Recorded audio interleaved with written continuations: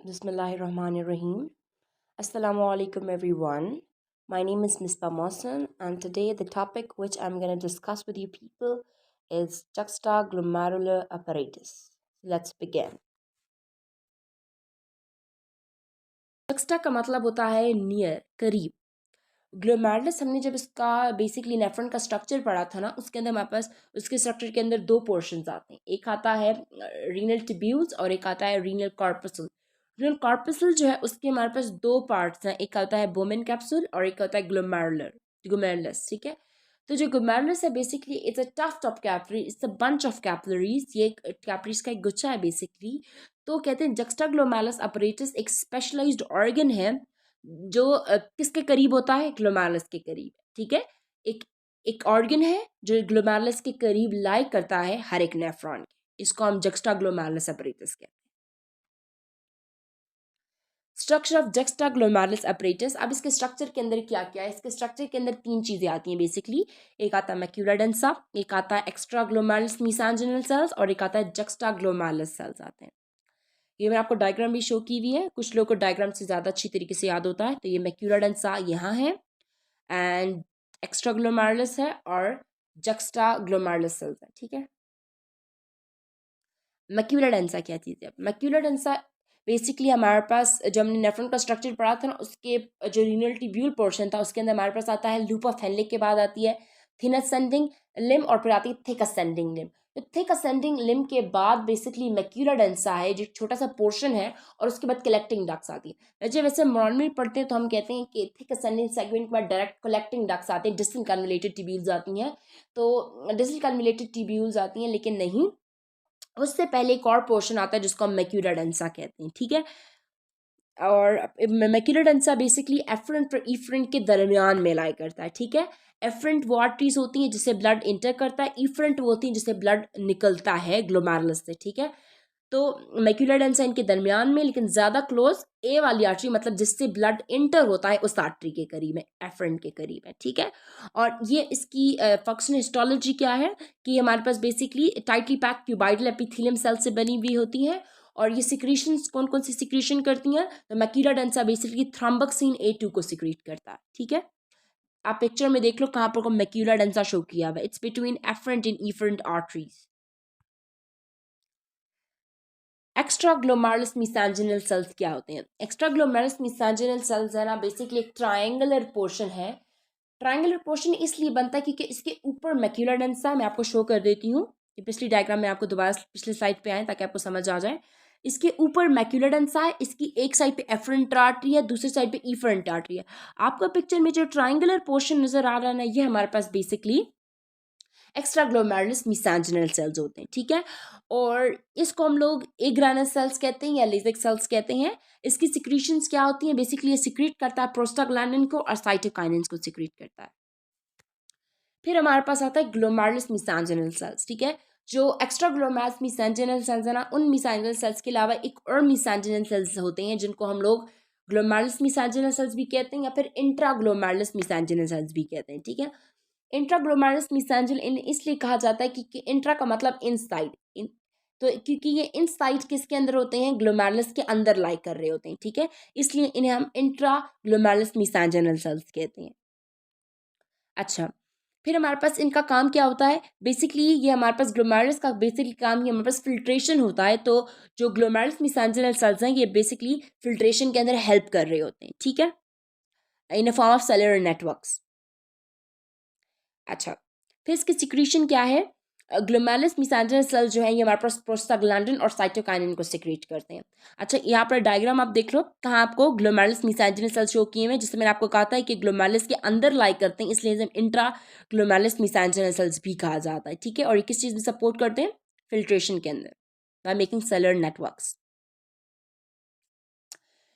फिर हमारे पास आता है जक्स्टाग्लोमेरुलस सेल्स क्या होते हैं? जक्स्टाग्लोमेरुलस सेल्स बेसिकली हमारे पास स्पेशलाइज स्मूथ मसल्स हैं जो हमारे पास एफरेंट आर्टरी के अंदर लाई करते हैं. एफरेंट आर्टरी उसका मतलब वो आर्टरी जिससे ब्लड इंटर करता है ग्लोमेरुलस के अंदर, उसको हम एफरेंट आर्टरी करते हैं. तो बेसिकली हमारे पास किसके अंदर होते हैं? Juxtaglomerular sales. स्मूथ मसल हैं जो वॉल ऑफ एफरेंट आर्टरी के अंदर प्रेजेंट होते हैं, ठीक है। इन्हें हम लोग ग्रैनुलर सेल्स भी कहते हैं। क्यों इन्हें ग्रैनुलर सेल्स कहा जाता है? Because of the presence of secretary granules in the cytoplasm. इनके जो साइटोप्लाज्म है इसके अंदर सेक्रेटरी ग्रेन्यूल्स होते हैं, जिसकी वजह से हम इन्हें ग्रैनुलर सेल्स भी कहते हैं, ठीक है।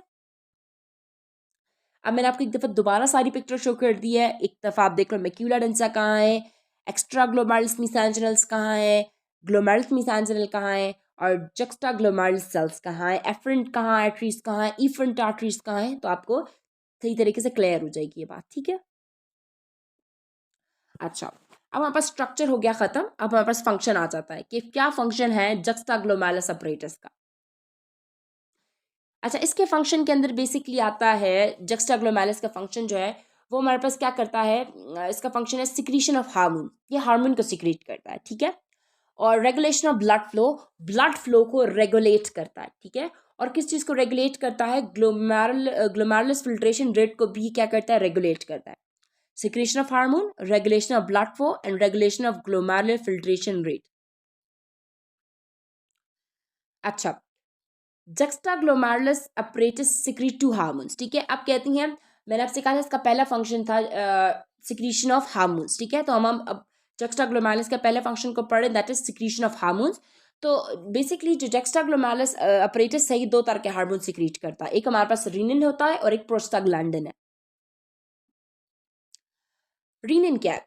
जक्स्टाग्लोमेरुलस सेल्स जो है वो सिक्रीट करते हैं रीनिन को। Renin is the peptide of 340 amino acids, ठीक है। और हमारे पास रीनिन जो है ये हमारे पास एक मैकेनिज्म करता है जिसको हम रीनिन एंजियोटेंसिन सिस्टम कहते हैं। बेसिकली एक हार्मोन सिस्टम होता है जो बहुत ज़्यादा इंपॉर्टेंट रोल प्ले करता है किस चीज़ में? हमारे ब्लड प्रेशर को कंट्रोल करने में, ठीक है। रीनिन क्या करता है? एक रीनिन एंजियोटेंसिन सिस्टम परफॉर्म करता है जो एक हार्मोन सिस्टम है बेसिकली, और ये हमारे ब्लड प्रेशर को मेंटेन करने के लिए बहुत ज़्यादा इंपॉर्टेंट, ठीक है। फिर कहते हैं स्टिमुलेशन फॉर द रीनिन सिक्रीशन। वो क्या क्या चीज़ें हैं जिनकी वजह से रीनिन सिक्रीट होता है? तो क्या जब आपके इन 4 फैक्टर्स है जिनकी वजह से रीनिन सिक्रीट होता है बॉडी के अंदर, ठीक है। जब आपके पास आर्टरीज का ब्लड प्रेशर फॉल करता है ना, तो आपके पास क्या होता है? रीनिन सिक्रीट होता है। Fall in arterial blood pressure, reduction in ECF fluids, ठीक है। जो आपके पास ईसीएफ फ्लूइड जो है वो जो हमारे पास क्या होते हैं, कम हो जाते हैं, तब आपके पास रीनल सिक्रीट होता है। इंक्रीज इन सिंपैथेटिक एक्टिविटी, जब आपकी सिंपैथेटिक एक्टिविटी इंक्रीज होती है तो आपका रीनल सिक्रीट होता है। एंड जब आपके पास सोडियम और क्लोराइड जो है वो मैक्यूलर डेंसा के अंदर डिक्रीज करते हैं ना उनकी कंसंट्रेशन, तो आपके पास क्या होता है? रीनल सिक्रीट होता है, ठीक है। रीनिन एंजियोटेंसिन सिस्टम क्या है? बेसिकली रीनिन कब रिलीज होता है? रीनिन जब सबसे पहले रीनिन क्या होता है? ब्लड के अंदर रिलीज होता है। और ये जो ब्लड के अंदर रिलीज होता है हमारे पास अटैक करता है एक स्पेसिफिक प्लाज्मा प्रोटीन के ऊपर, जिसको हम लोग क्या कहते हैं? एंजियोटेंसिनोजन कहते हैं या फिर रीनिन सबस्ट्रेट कहते हैं, ठीक है। रीनिन क्या होता है? ब्लड प्लाज्मा में इंटर होता है और एक स्पेसिफिक प्रोटीन के ऊपर एक्ट करता है जिसको हम लोग रीनिन एंजियोटेंसिन सिस्टम कहते हैं, ठीक है। एंड ये हमारे पास अल्फा टू ग्लोबिन है बेसिकली। और by the activity of the angiotensinogen it is converted into decapeptide called angiotensin 1। हमारे पास क्या होता है कि एंजियोटेंसिनोजन जो है वो किस चीज़ में कन्वर्ट होता है? एंजियोटेंसिन 1 के अंदर कन्वर्ट होता है। ये एंजियोटेंसिन 1 जो है ये 2 के अंदर कन्वर्ट होता है। किस चीज़ से? एक एंजाइम से। कौन सा एंजाइम है? ईसीई एक एंजाइम है, that is angiotensin converting enzyme. Angiotensin converting enzyme क्या करता है? एंजियोटेंसिन 1 को एंजियोटेंसिन 2 के अंदर कन्वर्ट करता है, ठीक है। और जो बहुत सारी कन्वर्जन है ना फ्रॉम एंजियोटेंसिन 1 टू एंजियोटेंसिन 2, ये लंग्स के अंदर होती है, ठीक है। फिर कहते हैं एंजियोटेंसिन 2 जो है ना इसका जो हाफ लाइफ है ना वो बहुत थोड़ी होती है। It's approximately 1 to 2 minutes। तो ये हमारे पास एंजियोटेंसिन 2 जो है ना वो जल्दी से डिग्रेड हो जाता है किस चीज़ में? एंजियोटेंसिन 3 के अंदर, ठीक है। और एंजियोटेंसिन 3 एक हेप्टापेप्टाइड है, ठीक है। फिर एंजियोटेंसिनस जो है वो एक इज प्रेजेंट इन आरबीसीज। और एंजियोटेंसिन 3 जो है ये हमारे पास किस चीज़ में कन्वर्ट होता है? एंजियोटेंसिन 4 के अंदर, जो एक हेक्सापेप्टाइड है, ठीक है। अच्छा, मैंने आपको एक चार्ट शो किया हुआ, एक फ्लोट चार्ट, ताकि आपको मुश्किल ना हो, ठीक है। क्या हुआ? जैसे हमारे पास रीनिन इंटर करता है ब्लड प्लाज्मा के अंदर, तो वो उसको एक प्लाज्मा प्रोटीन के ऊपर एक्ट करता है, इसको हम लोग एंजियोटेंसिनोजन कहते हैं। एंजियोटेंसिनोजन क्या करता है, खुद को कन्वर्ट करता है एक डीकापेप्टाइड में, दैट इज एंजियोटेंसिन 1, ठीक है, एंजियोटेंसिन 1 के अंदर कन्वर्ट करता है। ये एंजियोटेंसिन 1 खुद को एंजियोटेंसिन 2 के अंदर कन्वर्ट करता है by an enzyme known as ACE, angiotensin converting enzyme, ठीक है। फिर एंजियोटेंसिन 2 जो है इसकी हाफ लाइफ बहुत छोटी होती है, जिसकी वजह से वो डायरेक्टली डिग्रेड हो जाता है एंजियोटेंसिन 3 के अंदर, और एंजियोटेंसिन 3 से हमारे पास एंजियोटेंसिन 4 के अंदर कन्वर्ट हो जाता है ये, ठीक है। I hope you understand till now. Action of angiotensin, ठीक है। अब क्या क्या काम एंजियोटेंसिन क्या क्या काम करता है बेसिकली, ठीक है। तो एंजियोटेंसिन 1 बेसिकली जो है वो एक इनएक्टिव, फिजियोलॉजिकल इनएक्टिव होता है, इसलिए इसको basically it's a precursor of angiotensin 2, ठीक है। एंड एंजियोटेंसिन 2 जो है उसकी एक्टिव फॉर्म में है, ठीक है। इसलिए ये इतने सारे बहुत सारे एक्शन परफॉर्म करता है, ये ब्लड वेसल्स के ऊपर काम करते हैं, ये किडनीज के ऊपर काम करता है, ये ब्रेन के ऊपर काम करता है, ये एड्रीनल कॉर्टेक्स के ऊपर काम करता है। तो ये बहुत ज़्यादा काम करता है क्योंकि it's an active form of renin. और ब्लड वेसल के ऊपर ये कैसे काम करता है एंजियोटेंसिन 2, कि ये मैंने आपसे कहा था कि रीनन कब सीक्रेट होगा, जब आपके पास आर्टरीज का ब्लड प्रेशर गिरेगा। तो एंजियोटेंसिन 2 क्या करता है, आर्टेरियल के ब्लड प्रेशर को इंक्रीज करता है। कैसे इंक्रीज करता है कि वैसो कंट्रैक्शन करता है। वैसो का मतलब वेसल, कंट्रैक्शन का मतलब कॉन्ट्रैक्ट करना। आपका ब्लड प्रेशर जो होता है वो आपके पास कब राइज करता है, जब आपके पास आपका जो ब्लड फ्लो है वो प्रॉपर नहीं होता, तो उसकी वजह से आपके पास क्या होता है, आपका ब्लड प्रेशर बढ़ना शुरू करता है। जब आपका ब्लड पर आहिस्ता आहिस्ता फ्लो करता है और प्रॉपरली पूरी बॉडी के अंदर नहीं जाता, वो थिक हो जाता है, जिसकी वजह से आपका ब्लड प्रेशर राइज करना शुरू कर देता है। तो क्या होता है ना, जो एंजियोटेंसिन 2 है ये हमारे पास वैसो कंट्रैक्शन करता है, मतलब आपकी वेसल्स को कंट्रैक्ट कर देता है, जिसकी वजह से जो ब्लड का फ्लो प्रॉपर नहीं हो पाता और आपके पास ब्लड प्रेशर राइज करना शुरू कर देता है, ठीक है। It is a potent contractor of arterioles, और जो एंजियोटेंसिन 2 है ये एक पोटेंट कंट्रैक्टर है आर्ट्रियोल्स का, ठीक है। और जब इसका एक्शन नहीं पता चलेगा तो इसको हम लोग हाइपरटेंशन कहते थे। अच्छा, ये हमारे पास इंक्रीज करता है ब्लड प्रेशर। कैसे इंक्रीज करता है कि ये नॉन एड्रेलिन को रिलीज करता है from the post ganglionic sympathetic fibres, and non adrenaline is a journal vaso contractor, और जो नॉन एड्रेलिन है वो उसको हम जर्नल वैसो कंट्रैक्टर कहते हैं, इसलिए डायरेक्टली क्या करता है, नॉन एड्रेलिन को रिलीज करता है, ठीक है। एड्रिनल कॉर्टेक्स के ऊपर कैसे काम करता है कि जो एड्रिनल कॉर्टेक्स है ना, उसका वो एड्रिनल कॉर्टेक्स स्टिमुलेट करता है, सिक्रीट करता है एल्डोस्टीरोन को, ठीक है। एल्डोस्टीरोन हमारे पास रीनल ट्यूब्यूल्स के ऊपर काम करता है, it's a part of nephron basically, ठीक है। रीनल ट्यूब्यूल्स के ऊपर काम करता है, और रीनल ट्यूब्यूल्स के अंदर क्या मैंने आपको कहा था ना कि रीनल कब सिक्रीट होता है, जब हमारे पास सोडियम और क्लोराइड का लेवल डिक्रीज करता है मैक्यूलर डेंसा के अंदर, ठीक है।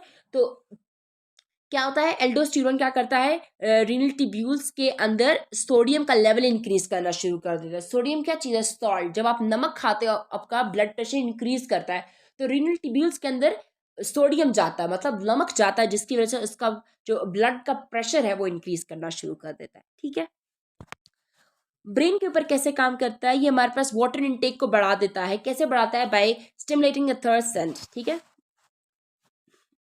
It increase the secretion of corticotrophic releasing hormone। ये हमारे पास सिक्रीशन किस चीज़ की इंक्रीज करता है, CRH की, कॉर्टिकोट्रॉफिक रिलीजिंग हार्मोन की, फ्रॉम द हाइपोथैलेमस इंक्रीज कर देता है। एंड इन रिटर्न CRH क्या करता है, सिक्रीशन इंक्रीज कर देता है ACTH की, मतलब एडिनो कॉर्टिकोट्रॉफिक हार्मोन की इंक्रीज कर देता है फ्रॉम द पिट्यूटरी। अच्छा, ये हमारे पास इंक्रीज कर देता है सिक्रीशन ऑफ एंटी डायरेटिव हार्मोन्स। जो ADH हार्मोन है उसकी सिक्रीशन भी इंक्रीज कर देता है फ्रॉम द हाइपोथैलेमस। अच्छा, फिर हमारे पास आता है एंजियोटेंसिन 3। जो एंजियोटेंसिन 3 है ये हमारे पास इंक्रीज करता है ब्लड प्रेशर को and stimulate the aldosterone secretion from adrenal cortex, ठीक है। और कैसे इंक्रीज करता है, वही प्रोसेस करता है एल्डोस्टेरोन, जो एल्डोस्टेरोन को सिक्रीट करता है कौन, एड्रिनल कॉर्टेक्स, और एल्डोस्टेरोन रीनल ट्यूब्यूल्स के ऊपर काम करता है और सोडियम के लेवल को इंक्रीज करता है, जिसकी वजह से आपका ब्लड प्रेशर इंक्रीज करना शुरू कर देता है, ठीक है। एंजियोटेंसिन 4 जो है वो हमारे पास it's also has adrenal cortical stimulating and vasopressor activities। इसकी भी यही काम है जो बाकी सबका था, ठीक है। Next is what is prostaglandin, ठीक है। Prostaglandin is a hormone basically, और एक्स्ट्रा ग्लोमेरुलस मिसेंजिनल सेल्स जो होती हैं ऑफ जक्स्टा ग्लोमेरुलस सेपरेटस वो सिक्रीट करती हैं प्रोस्टाग्लैंडिन को, ठीक है। Prostaglandin is also secreted by the interstitial cell of macula densa called the type 1 medullary interstitial cells. ठीक है, तो जो मेड्यूला होता है वो क्या करता है, इंटरस्टेशियल सेल्स की जो मेड्यूला है वो सिक्रीट करता है, क्या मेड्यूला इंटरस्टेशियल सेल्स को सिक्रीट करता है. ठीक है, सिक्रेशन ऑफ अदर सब्सटेंसेस, इसके अलावा ये और भी सब्सटेंसेस सिक्रीट करता है, जैसे extra glomerular mesangial cells of juxta glomerular apparatus secrete cytokinin. जो एक्स्ट्रा ग्लोमेरुलस मेसेंचिनल सेल्स है ना वो क्या सिक्रीट करते हैं, साइटोकाइनिन को सिक्रीट करते हैं. मैं आपको पीछे पढ़ा के भी आ चुकी हूँ. और macula densa as a told you before, जब हम मैक्यूला डेंसा पढ़ रहे थे वो हमारे पास क्या सिक्रीट करता है, थ्रोम्बोक्सिन A2 को सिक्रीट करता है. Regulation of glomerular blood flows and glomerulus filtration rate. जैसे मैंने आपको फंक्शन पढ़ाया था तो उसमें मैंने आपसे कहा था एक इसका फंक्शन है secretion of hormone, second is the regulation of glomerulus blood flows and glomerulus filtration rate. ठीक है, तो इनके दो फंक्शंस थे, अब हम इसको पढ़ रहे हैं. Macular densa of juxtaglomerulus apparatus plays an important role in the feedback mechanism called the tubule glomerulus feedback. जो macular densa है वो बहुत ज़्यादा इंपॉर्टेंट रोल प्ले करता है किस चीज़ के अंदर, एक फीडबैक मैकेनिज्म है जिसको हम tubule glomerulus feedback mechanism कहते हैं, उसमें एक बहुत ज़्यादा इंपॉर्टेंट रोल प्ले करता है जो हमारे पास जो रेगुलेट करती है रीनल ब्लड फ्लोज को एंड ग्लोमेरुलस फिल्ट्रेशन रो को. ये जो हमारे पास मैकेनिज्म है feedback mechanism tubule glomerulus feedback, ये हमारे पास क्या करती है, रेगुलेट करती है रीनल ब्लड फ्लो को और ग्लोमेरुलस फिल्ट्रेशन रेट दोनों को रेगुलेट करती है. ठीक है,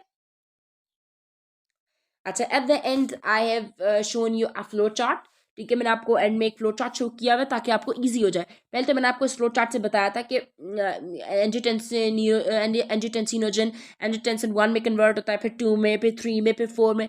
लेकिन आप अगर देखो तो एरोस के साथ इनके फंक्शंस भी लिखे हुए हैं, तो it is easy for you to understand from here as well. ठीक है, और कहाँ से कौन सी चीज़ आ रही है, कौन सा इंजाइम एक्ट कर रहा है, तो इससे आपको बहुत आसान हो जाएगा. इसी फ्लो चार्ट से आप याद कर सकते हैं इस बात को. ठीक है, and thank you so much.